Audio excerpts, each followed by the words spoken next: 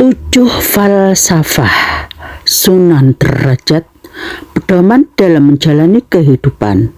1. Membangun resep tiasing sasama, kita selalu membuat senang hati orang lain. 2. Jroning suka kudu eling lan waspada, dalam suasana gembira hendaknya tetap ingat Tuhan dan selalu waspada. 3. Laksitaning subrata tan nyipta marang pringga bayaning lampah. Dalam upaya mencapai cita-cita luhur, jangan menghiraukan halangan dan rintangan. 4. Meperhadaning pancadria, senantiasa berjuang menekan gejolak nafsu indrawi. 5.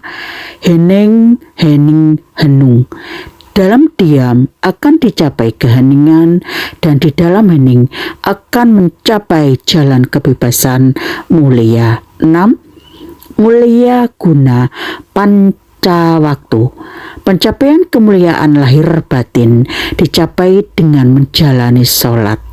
7. Menehono teken marang wong kang wuta, menehono mangan marang wong kang luwe, menehono busana marang wong kang wuda, menehono pangiyup marang wong kang kaudanan. Berikan tongkat pada orang buta, berikan makan kepada orang yang lapar, berikan pakaian kepada orang yang tidak memiliki pakaian, berikan tempat berteduh kepada orang yang kehujanan.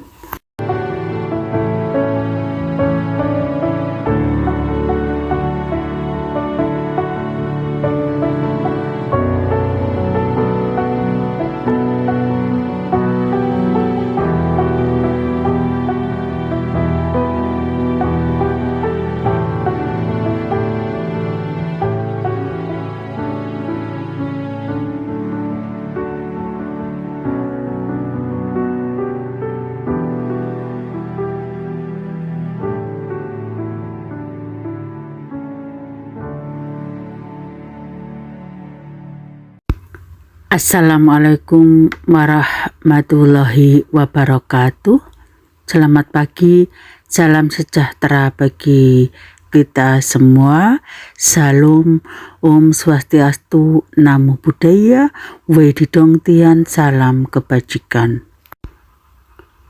Bapak Ibu, saat ini kami sedang berada di Desa Derajat, Kecamatan Paciran, Kabupaten Lamongan, untuk berziarah ke makam Sunan Derajat, sekaligus ngaji rasa dan belajar sejarah agama Islam.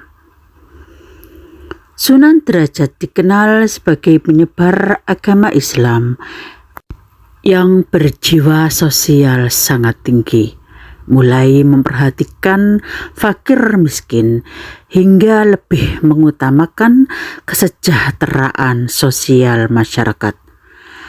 Ajaran beliau Sunan Derajat lebih menekankan pada etos kerja keras dan empati berupa kedermawanan, pengentasan kemiskinan, usaha menciptakan kemakmuran, solidaritas sosial, dan gotong royong. Tidak hanya itu saja, Sunan Derajat juga mengajarkan tata cara membangun rumah, membuat peralatan berupa tandu dan joli. Sunan Derajat lahir pada tahun sekitar 1470 Masehi. Beliau diberi nama Raden Kasim. Beliau Sunan Derajat merupakan putra bungsu Sunan Ampel dengan Nyi Ageng Manila. Sunan Ampel sebelum menikah dengan Nyai Ageng Manila, terlebih dahulu menikahi Nyai Karimah. Dari pernikahan dengan Nyai Karimah, lahirlah Dewi Murtosiah yang telah dinikahi oleh Sunan Giri. Sementara adiknya Dewi Murtosiah yaitu Dewi Murtasimah, dinikahi Raden Fatah. Raden Qasim atau Sunan Derajat mempunyai dua saudara lain ibu. Raden Qasim dididik dalam lingkungan keluarga ibunya yang berasal dari Jawa, sehingga beliau menguasai ilmu, bahasa, seni budaya, sastra, dan agama yang bercorak Jawa. Raden Qasim atau Sunan Derajat juga mengubah sejumlah tembang Macapat Langgam Pangkur. Sunan Derajat menuntut ilmu agama Islam dari ayahnya sendiri, yaitu Sunan Ampel, sebelum akhirnya beliau dikirim oleh sang ayah kepada Sunan Gunung Jati di Cirebon. Setelah berguru dengan Sunan Gunung Jati di Cirebon, beliau menikahi putrinya bernama Dewi Sufiah dan menetap di Kadrajat, sehingga beliau disebut sebagai Pangeran Kadrajat atau Pangeran Derajat. Dan dari pernikahan itu beliau dikaruniai 3 orang anak. Anak-anak itu adalah Pangeran Rekyana atau Pangeran Trenggana, Pangeran Sandi, dan Dewi Wurian. Setelah itu Sunan Derajat menikah dengan Nyai Kemuning, putri dari Kiai Mayang Madu. Menikah lagi dengan Nyai Retno Ayu Chandra Sekar Putri dari Adipati Kediri Arya Wirana Tapada.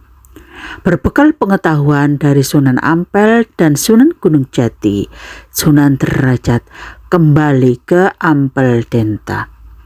Namun atas perintah dari sang ayah, Sunan Derajat menyebarkan dakwah keislamannya di pesisir barat Gresik.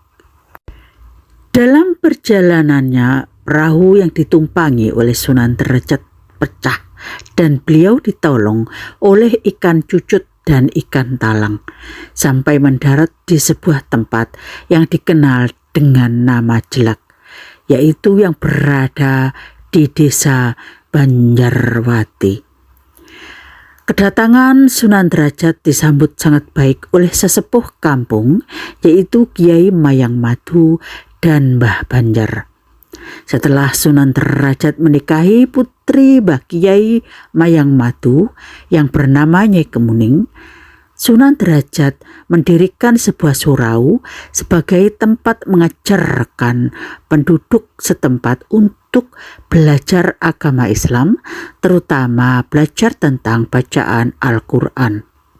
Sunan Derajat juga pernah ditempatkan sebagai imam pelindung di Lawang dan Sedayu. Beliau, Raden Qasim atau Sunan Derajat, melakukan riyadah rohani dengan uslah di ujung pangkah dengan cara tidak makan dan tidak tidur selama 3 bulan.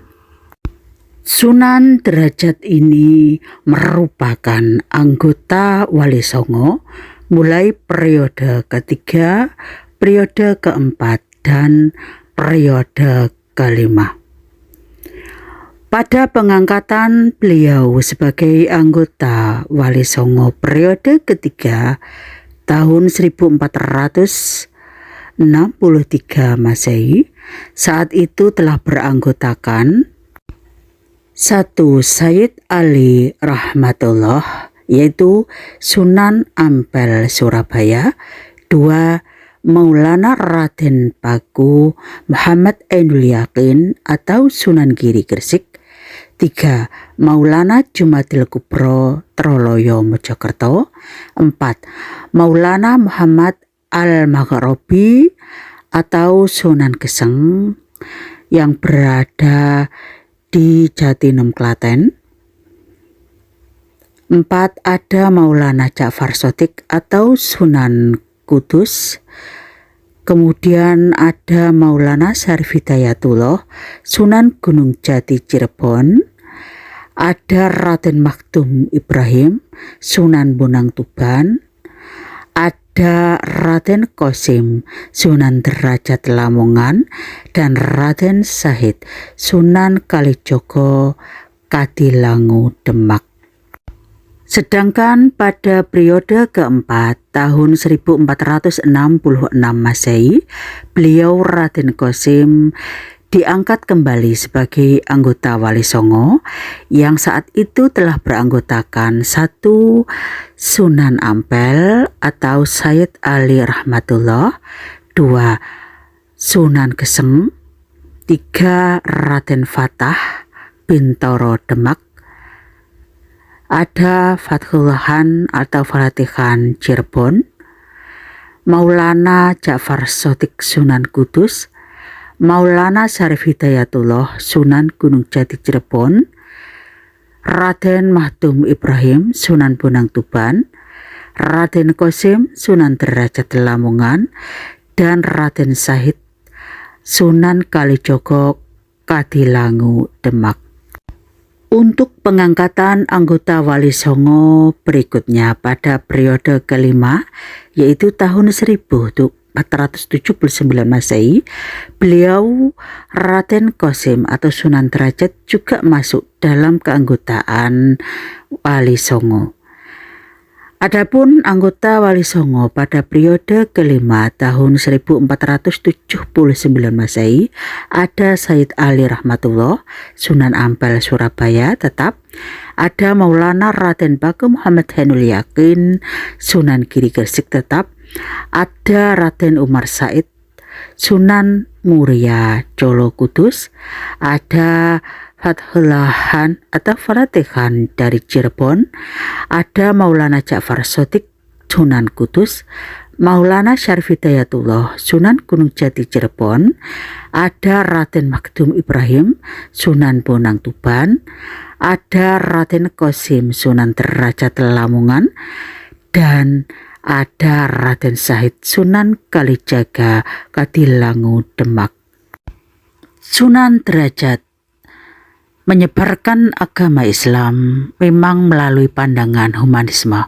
Humanisme Sunan Derajat diabadikan melalui ajaran Papali Pitu yang tersusun melalui 7 sabtangga menuju makam. Humanisme Sunan Derajat merupakan humanisme religius yang memandang bahwa aspek kemanusiaan yang dilihatnya berdasarkan 3 komponen utama, yaitu kepribadian, sosial, dan spiritual. Humanisme religius Sunan Derajat mempunyai relevansi dengan proses perkembangan manusia sebagai makhluk yang terpilih, manusia yang memiliki sisi pribadi yang terus berkembang sejalan dengan pengakuan secara sosial. Perkembangan manusia yang dilengkapi dengan komponen spiritual sebagai bentuk dari kecerdasan emosional. Adapun 7 falsafah yang dijadikan pedoman dalam menjalani kehidupan selama beliau berdakwah adalah 1. Membangun resep tiasing sasama, kita selalu membuat senang hati orang lain. 2. Jroning suka kudu eling lan waspada. Dalam suasana bergembira, indahlah tetaplah selalu ingat kepada Tuhan dan selalu waspada. 3. Laksitaning sebrata tan yipta marang pringga bayaning lampah. Dalam upaya mencapai cita-cita luhur, jangan menghiraukan halangan dan rintangan. 4. Meperhardaning pancatria, senantiasa berjuang menekan gejolak nafsu-nafsu indrawi. 5. Hening henung, dalam diam akan dicapai keheningan, dan di dalam hening akan mencapai jalan kebebasan mulia. 7 falsafah berikutnya yang ke-6 ada mulia guna panca waktu. Pencapaian kemuliaan lahir batin dicapai dengan menjalani sholat. Dan 7 falsafah Sebagai pedoman dalam menjalani kehidupan berikutnya, yang ketujuh adalah menahono teken marang wong kang wuta, wanahono mangan marang wong kang luwih, wanahono busana marang wong kang wuta, wanahono pangiyup marang wong kang kaudanan.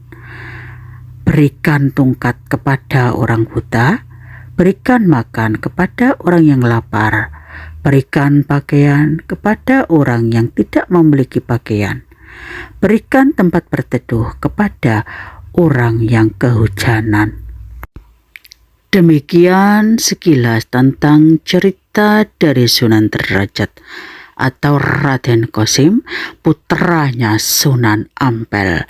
Terima kasih masih setia di channel kami, channel yang hadir untuk menghibur, mengedukasi, menginformasikan, menginspirasi, dan memotivasi Anda. Wassalamualaikum warahmatullahi wabarakatuh.